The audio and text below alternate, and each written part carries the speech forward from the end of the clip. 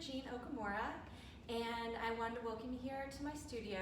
I've been with the 4-Point artist community for the past 3 years, and we're gonna kind of take a tour of some of my favorite pieces that I want to highlight today.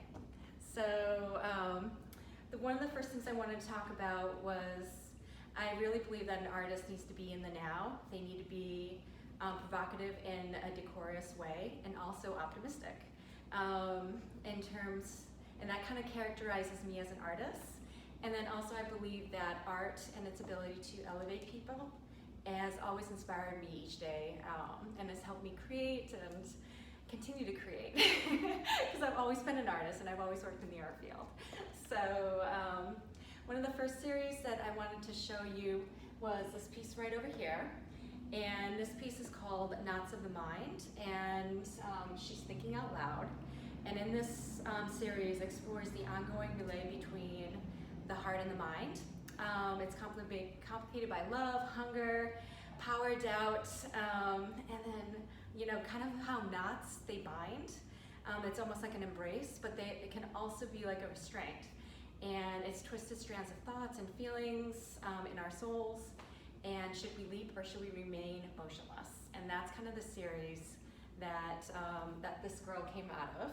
And she actually represents me growing up from a mixed background. So I'm half Asian, half white. And she's kind of taking her upbringing, her Asian stereotypes, thoughts, everything like that, and kind of going out in the world and revamping herself. But also holding on to the wonderful core values that she grew up with. And the piece that's actually across the way, I don't know if you can see her, and that is called Thoughtfulness. And in this piece, the head and the shoulder is not connected because I really feel that our mind is it's so light speed ahead of our body, and our body's always trying to catch up. And that's kind of how I feel about this piece. It's how I feel as an artist. And there's a saying that Margaret Mead said: "Never doubt that a small group of thoughtful, committed citizens can change the world." And I kind of feel like it's very fitting right now with what's going on. And indeed, it's the only thing that ever has been able to change. So today my family we still try to work hard, we try to be humble, and we try to be thoughtful to the people and events that are around us, and that's where that piece came from. And then the other one that I wanted to show too was the one actually above. And that one is called Unity, One World.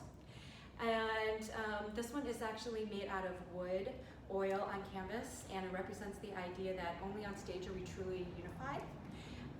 And in this non face, which is also meaning in Japanese for skill and talent, and it's rooted courtly for entertainers and was traditionally made out of blocks of wood for Japanese, out of cypress wood.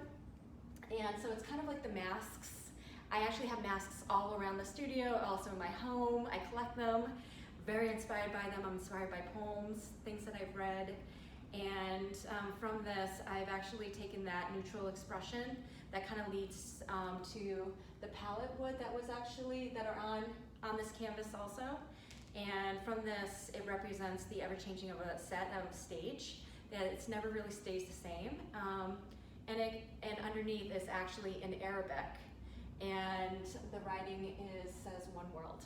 So last, I kind of really want to talk about how as artists we kind of really stand on the shoulders of our predecessors, thus capturing the moment of today and embracing our past.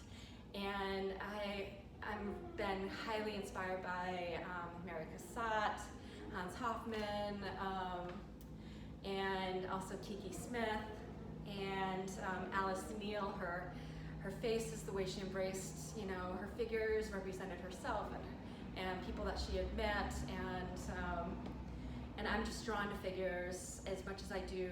I turn around and I do some abstracts also, but I always go back to figures. And with everything that's going on right now, with the whole pandemic, I've gone back to doing figures, and I've actually done a series that's actually called Where We Are Going.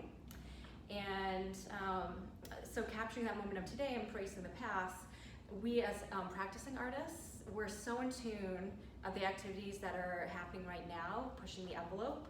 And then we're also maximizing what is defined as art. And I think right now, we want to see the human side of art. We want to see figures. We want to see embracing people's faces and their bodies and just anything that humanizes us. And I just think that, you know, this is what's happening right now, and abstract will always be around, and it's beautiful in the homes and everything like that, but being able to see people is really what's happening right now, and it's in a way kind of, you know, being able to balance everything in our lives. So that is where we are right now. And the last I wanted to actually mention was, as you look around the room, I'm over at the SOA, and there's actually 80 artists. There's 4 floors.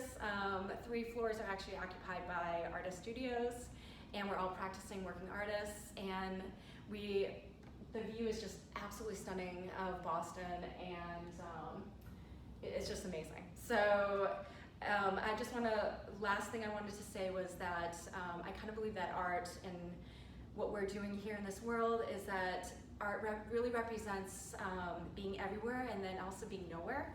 So I think it kind of can be both.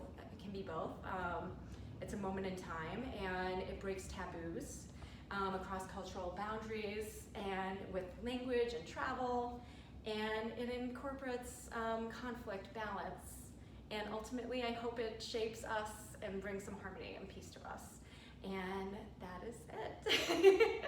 So thank you so much for this quick tour of my studio, and I look forward to seeing you. Talk to you soon.